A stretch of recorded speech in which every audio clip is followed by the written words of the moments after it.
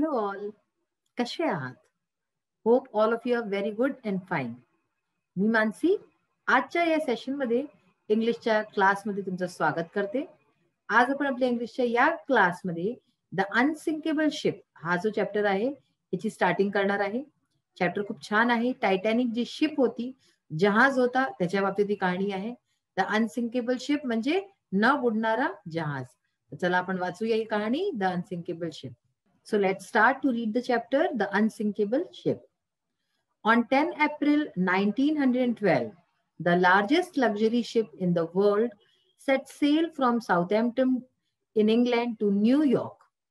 आता हे सांगतात की 10 एप्रिल 1912 मध्ये द लार्जेस्ट लक्झरी शिप म्हणजे सगळ्यात मोठी, त्यावेळेस जी आहे ती पूर्ण जगात सगळ्यात मोठी अशी लक्झरी शिप. शिप म्हणजे जहाज आणि लक्झरी म्हणजे ज्यात की सगळ्या सुख सुविधा असो. तर अशी सगळ्यात मोठी लक्झरी शिप होती जी पूर्ण वर्ल्ड मध्ये होती.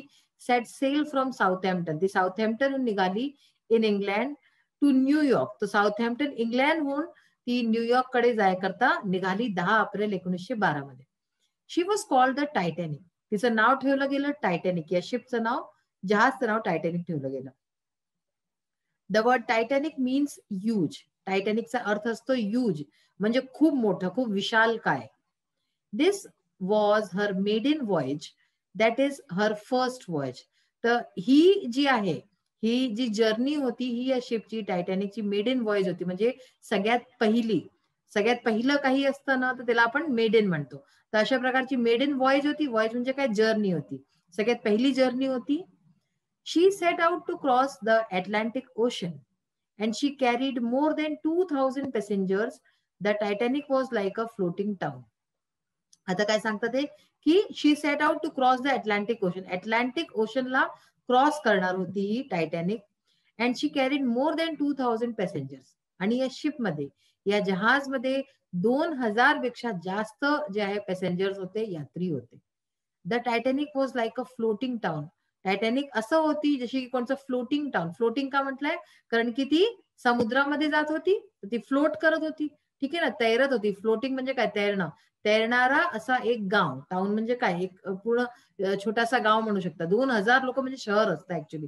तर असा टायटॅनिकला म्हटलं गेलं की it was like a floating town, की तैरणारा असा एक छोटासा शहर होऊन गेला होता.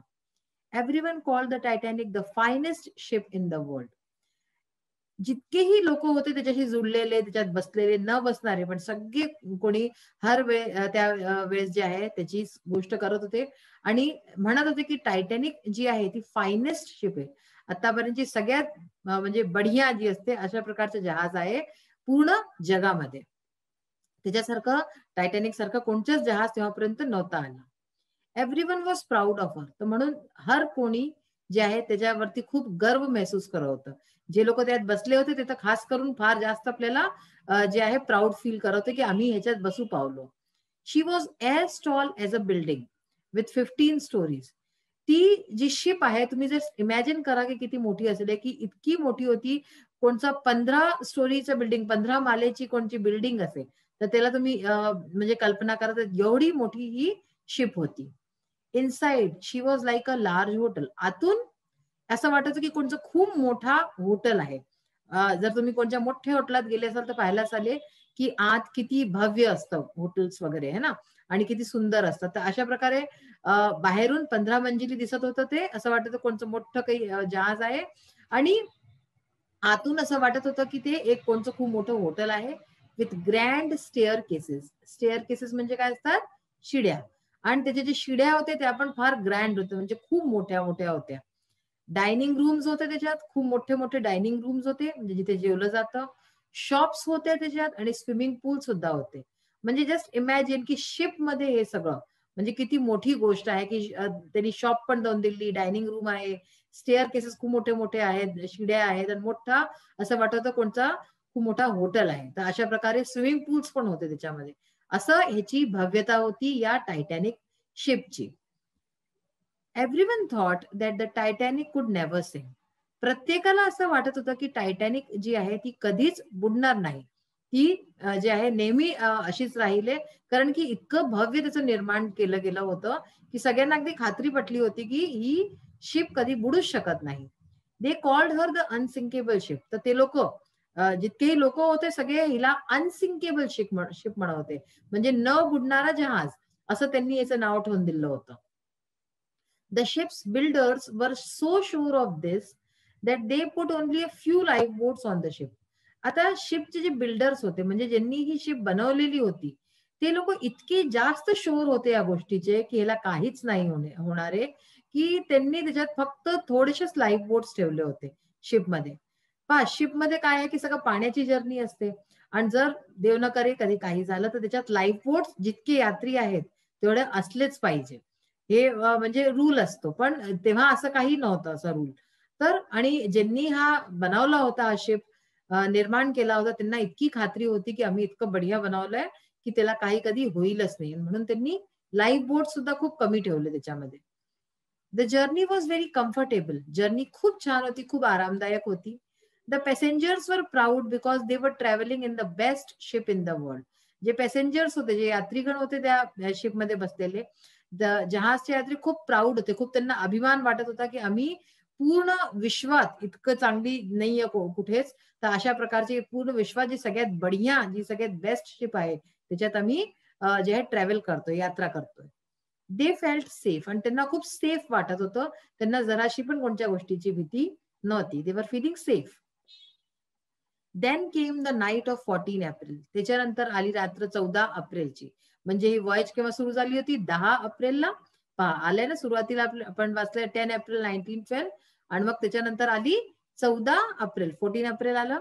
The sky was clear and the sea was calm. तर आकाश जो होता, जो आकाश एकदम क्लिअर होता, तिथे काहीच पावसा पाण्याचं कोणतंच काही दिसत नव्हतं. अँड द सी वॉज काम. समुद्र जो होता तो सुद्धा काम होता, एकदम शांत होता, कुठेच काही हलचल नव्हती, सगळं एकदम व्यवस्थित चाललं होतं. मेनी ऑफ द पॅसेंजर्स वर अस्लीप. खूप सारे पॅसेंजर्स, खूप सारे यात्री जे आहेत ते झोपून चुकलेले होते. Captain Smith knew that there were icebergs nearby. तर कॅप्टन स्मिथ म्हणजे की जे या शिपचे, या जहाजचे जे कॅप्टन होते, त्यांना माहिती होतं की इथे जवळपास, नियर बाय म्हणजे काय, जवळपास आईसबर्ग्स आहेत. आईसबर्ग्स म्हणजे काय असतं? A very large mass of ice floating in the sea. समुद्रामध्ये तैरणारे असे प्रकारचे आईसचे, म्हणजे जे बर्फ असतात, बर्फचे मोठे मोठे तुकडे, आपण म्हणजे त्याची कल्पनाही नाही करू शकत, इतके मोठे मोठे असतात ते तुकडे, आणि फार खतरनाक असतात हे आईसबर्ग्स. तर असे हे समुद्रात तैरणारे जे बर्फचे तुकडे असतात त्यांना आईसबर्ग म्हणतात. तर कॅप्टन स्मिथला माहित होतं की आता इथे जे आहे जवळपास आईसबर्ग्स आहेत. So he told a man to keep a watch from the top of the ship. म्हणून त्यांनी एका माणसाला सांगितलं की तू वरती जाऊन उभा राहा, आणि तू पूर्ण जे आहे टॉप म्हणजे एकदम वरती जो शिपचा होता तिथे जाऊन वॉच ठेव की कोणचा आईसबर्ग वगैरे तर नाही आहे जवळ, आणि सगळी चारीकडे सगळं ठीक आहे की नाही, तर तू ह्याचं लक्ष ठेव, म्हणून त्यांनी एका माणसाला वरती झाडून दिलं होतं. Suddenly eight 11:40 PM the man सॉ समथिंग.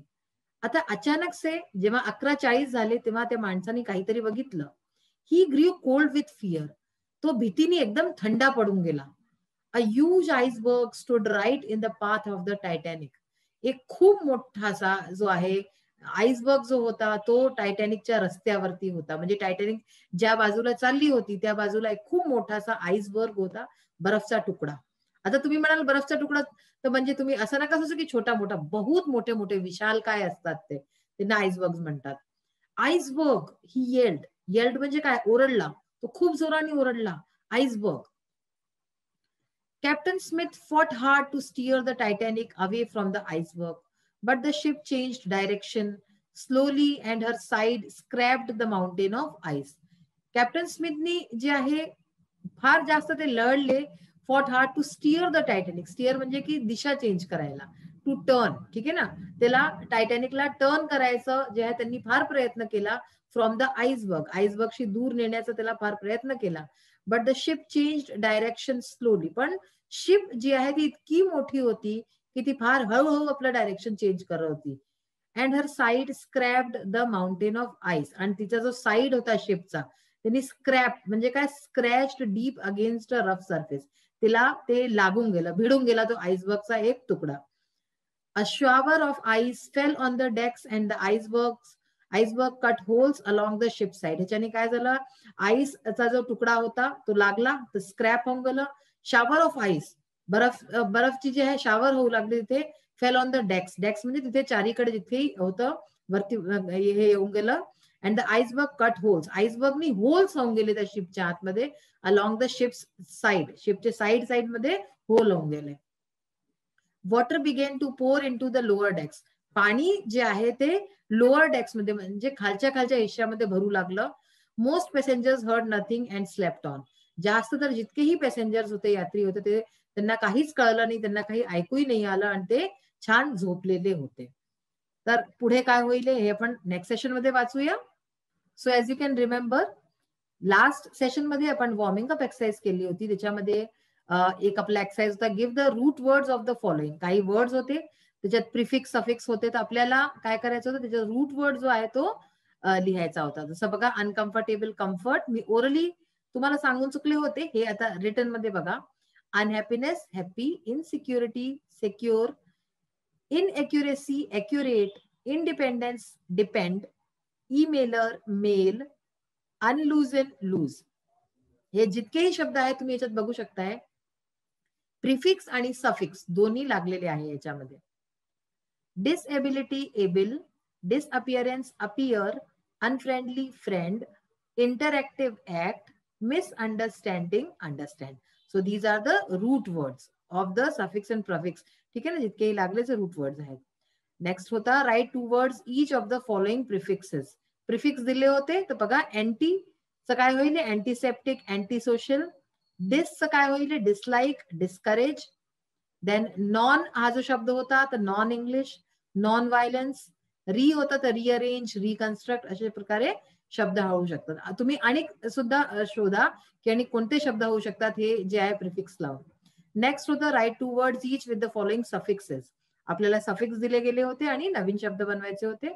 फुल आहे तर फेथफुल, डाऊटफुल. OUS तर हे क्युरियस, करेजियस. लेस तर सेन्सलेस, बेसलेस. ली तर डेडली, प्रॉम्प्टली. अशा प्रकारे पण नवीन शब्द बनवले. इंग्लिश वर्कशॉप स्टार्ट करूया. फर्स्ट क्वेश्चन आहे याचा, find any 6 words from the text that have suffixes. आपल्याला चॅप्टर मधनं शब्द काढायचे, तसे 6 शब्द काढायचे ज्याच्यात की सफिक्स असे. Underline the suffix in each of them. आणि मग त्या सफिक्सेसला अंडरलाईन करायचे. तर बघा, द अनसिंकेबल ह्याच्यामध्ये एबल. कम्फर्टेबल तर एबल. सडनली ह्याच्यामध्ये ली. क्विकली परत LY, ली. डायरेक्शन तर शन, ION, डायरेक्ट हा शब्द आहे याच्यात. मग स्लोली मध्ये परत LY, ली. तर अशा प्रकारे तुम्ही अनेकही शब्द शोधा आणि बघा की कोणते शब्द आहेत ज्यामध्ये की सफिक्स लागलेले आहेत. मग आहे find 4 or 5 compound words from the text. Compound words काय असतात, जे की 2 वेगवेगळे शब्दांना मिळवून बनतं. एक नवीन शब्द असतो तो कंपाऊंड वर्ड. जसं बघा डायनिंग रूम, तर हा डायनिंग रूम झाला. लाईफ प्लस बोट, लाईफ बोट. आईस प्लस बर्ग, हे मी तुम्हाला वेगवेगळं दाखवलंय की ह्याच्याने तुम्हाला कळेल की हे आपण शब्द जोडले आहेत. आईस, बर्ग तर आईसबर्ग झालं. सम प्लस थिंग. आता समचा अर्थ काही वेगळा असतो, थिंगचा वेगळा असतो आणि इथे समथिंग चा अर्थ वेगळा झाला. Every plus one, everyone. Next आहे read and find words related to sea and arrange them alphabetically. आपल्याला सी म्हणजे समुद्रशी रिलेटेड शब्द जे आले चॅप्टर मध्ये त्यांना काढायचं आणि त्यांना अल्फाबेटिकली जे आहे अरेंज करायचं. तर ह्याच्यात मी डायरेक्ट तुम्हाला अल्फाबेटिकली अरेंज करून सांगितलेलं आहे. बघा, बोट, हे बी पासून सुरू होतं, boat. Depth, drown, ice, iceberg. मग लाईफ बोट, BCD, ठीक आहे ना. मग EFGHI, IS ice, iceberg. JKL तर लाईफ बोट्स. L नंतर MNO तर ओशन. PQRS तर सेल, सिंक, शिप. ठीक आहे ना. जेव्हा एकच अक्षराचे खूप सारे शब्द असतात तर आपण याचा नेक्स्ट वर्ड पाहतो. बस सेल मध्ये AIHU. अशा प्रकारे बघितलं, सेल, सिंक, शिप, सरफेस आणि लास्ट मध्ये वॉयज. नेक्स्ट आहे find out reasons for the sinking of Titanic. Titanic का डुबली ह्याचे आपल्याला रिझन्स जे आहे पता करायचे आहेत, की कारण त्याचं. Captain Smith tried hard to steer the Titanic away from the iceberg but the side of the ship scratched deep against the mountain of ice. हे आता आपण वाचूनच चुकलोय की त्यांनी फार कॅप्टन स्मिथनी प्रयत्न केला पण ते वाचवू नाही शकले आणि आईसबर्गचा एक कोना जो आहे तो लागूनच गेला शिपला. जो स्क्रॅच केला. A shower of ice fell on the decks and the iceberg cut holes along the ship sides. शिपच्या साईडला जे आहे आईसबर्गनी होल्स करून दिले होते, छेद होऊन गेले होते, भोकं झाले. Water began to pour into the lower decks of the ship so the Titanic began to sink. तर अशा प्रकारे जहाजमध्ये पाणी आत घुसून गेलं होतं आणि त्या कारणाने ती शिप जी आहे ती बुडून गेली. तर तुम्ही बघू शकता की इतकी मोठी शिप जे की कुणाला कधी नसेल वाटलं कधी की हे असंही कधी होईल, हे सगळे अगदी निश्चिंत होते. पण तरी सुद्धा असं मिसहॅपनिंग झाली. कारण की हे कुणाला कधी सांगून नाही होत. म्हणून आपल्याला नेहमी जे आहे हर परिस्थिती करता तयार राहायला पाहिजे. असं आपण नाही सोचू शकत की काहीच नाही होईल कधी. आपल्याला हर गोष्टी करता नेहमी तयार राहायला पाहिजे.